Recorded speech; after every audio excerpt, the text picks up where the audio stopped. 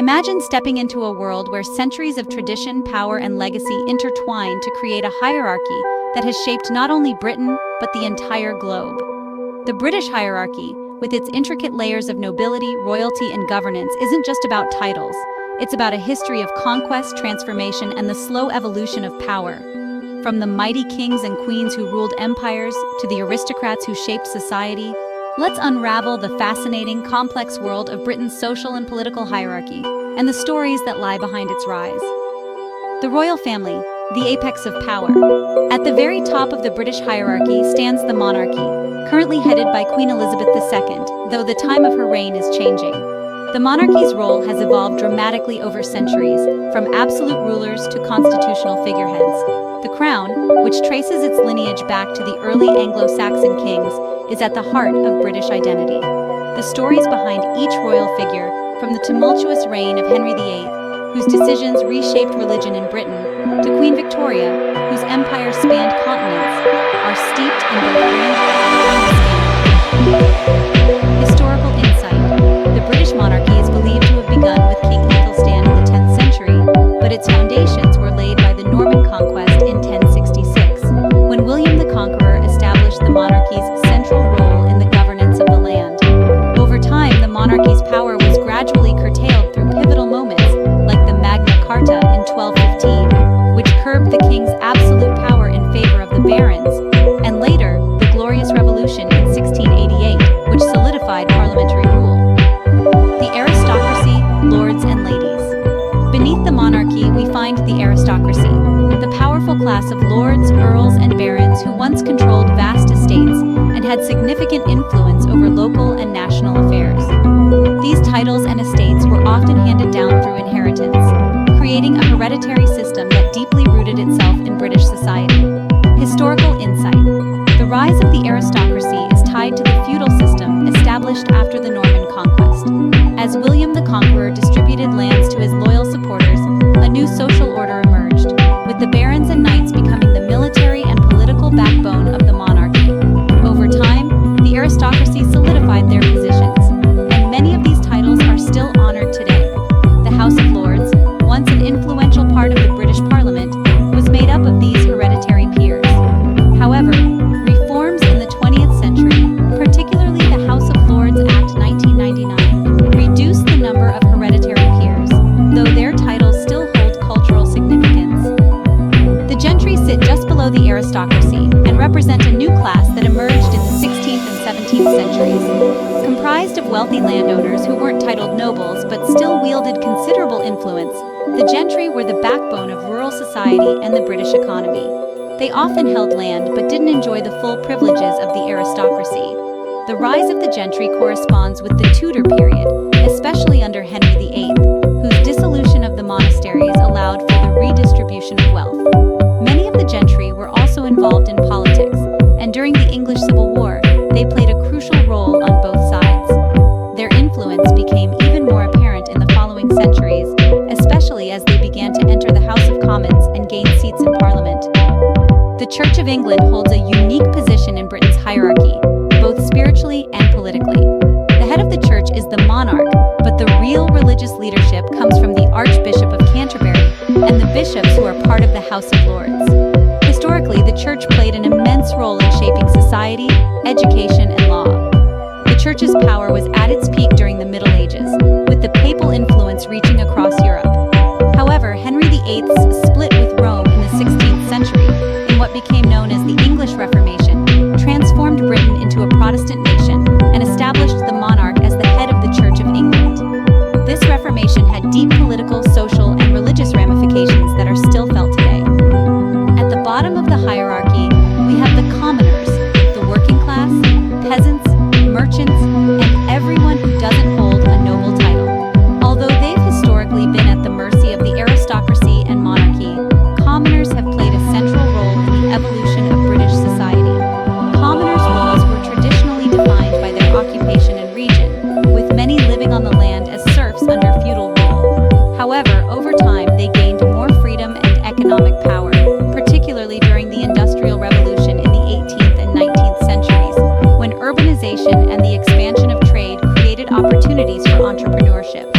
the rise of the middle class during this period helped push Britain towards democratic reforms and the expansion of voting rights.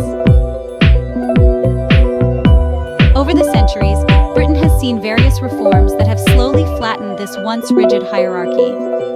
The Reform Acts of 1832, 1867, and 1884, for instance, extended voting rights to broader segments of society, gradually paving the way for a more inclusive democracy. The abolition of the Corn Laws and the rise of the Labour Party further shifted the balance of power. The Industrial Revolution, from 1760 to 1840, had a monumental impact, especially in how power was distributed. While it solidified the role of the bourgeoisie, or middle class, it also started the gradual erosion of the traditional hierarchies by creating new avenues for wealth and political participation. The Chartist movement and the eventual rise of universal suffrage in the 20th century marked a significant departure from the aristocratic dominance of earlier centuries. Today, Britain is a constitutional monarchy with a parliamentary democracy. The monarchy's role is largely ceremonial, and political power is held by the Prime Minister and the Parliament. The House of Commons, which is made up of elected members, wields far more power than the House of Lords, which holds only a limited legislative role. The aristocracy still exists, but in a more symbolic capacity, and the gentry have blended into the upper echelons of business and politics. However, Britain's royal and aristocratic traditions still hold immense cultural significance. Titles like Duke or Earl continue to be honored, even if they no longer wield the political power they once did. The British hierarchy is a living, breathing testament to the country's long, rich history of social, political, and cultural evolution. What started as a rigid system of monarchy, aristocracy, and the church has transformed into the modern parliamentary system we see today. Yet the echoes of its past remain in the titles, traditions, and structures that continue to shape British society. While we've covered the main components of the British hierarchy, there are some additional layers and nuances that enrich the understanding of Britain's social, political, and historical structure. Here are a few more aspects worth exploring. The peerage refers to the system of hereditary titles in Britain. While the nobility may not have as much political power as they once did, their titles still hold cultural and social significance. Duke or Duchess, the highest rank in the peerage, often associated with landholdings and royal connections. Marquis or Marchioness, a rank below Duke, typically given to those who held land on the borders of England and Scotland. Earl or Countess, the British equivalent of a count, often given to those who governed regions of the country. Viscount or Viscountess, a title often given to the sons or daughters of earls. Baron or Baroness, the lowest rank of the peerage, but still important in the ceremonial aspects of the House of Lords. These titles, though often ceremonial today, still shape social life and the country's class structure. The British honorifics, such as Sir or Dame, are also an extension of this tradition.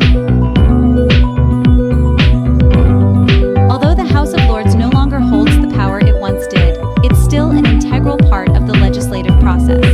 Historically, the Lords were composed of hereditary peers, bishops, and life peers, those given titles for their lifetime but without the right to pass them on. Life peers. Introduced in the House of Lords Act of 1958, these peers are appointed for their lifetime and do not pass on their titles. They often come from fields like politics, business, and academia. Bishops. The House of Lords also includes 26 bishops from the Church of England, symbolizing the ongoing connection between the state and the church.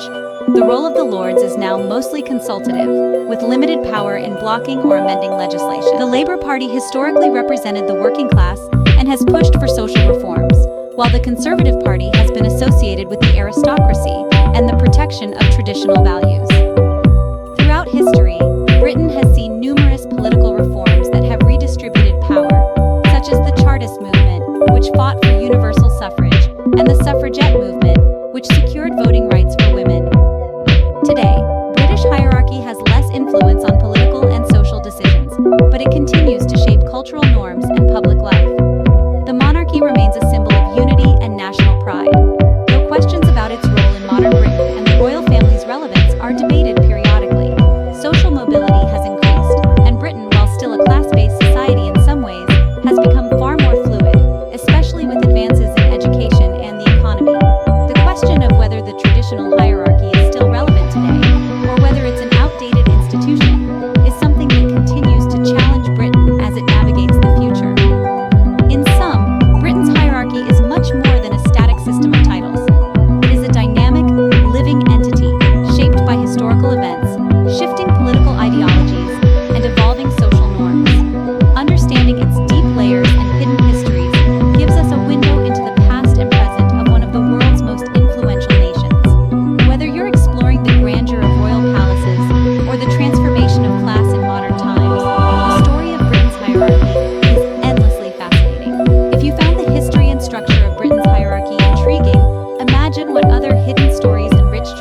await discovery in the world around us.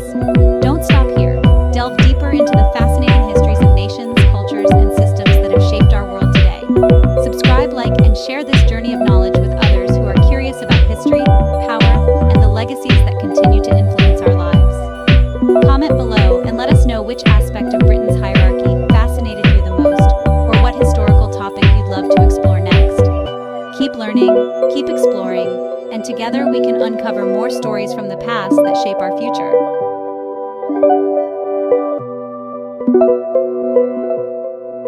The British hierarchy was not limited to just the British Isles. For centuries, Britain governed the largest empire the world had ever seen. The social structures that existed in Britain were mirrored in many of the countries under its control, and many of the titles and forms of governance extended into these colonies. Imperial titles such as Viceroy or Governor-General, were given to British officials who ruled in the name of the monarch in various parts of the empire. Impact on class and race. The British hierarchy, particularly during the colonial period, reinforced rigid class and racial structures.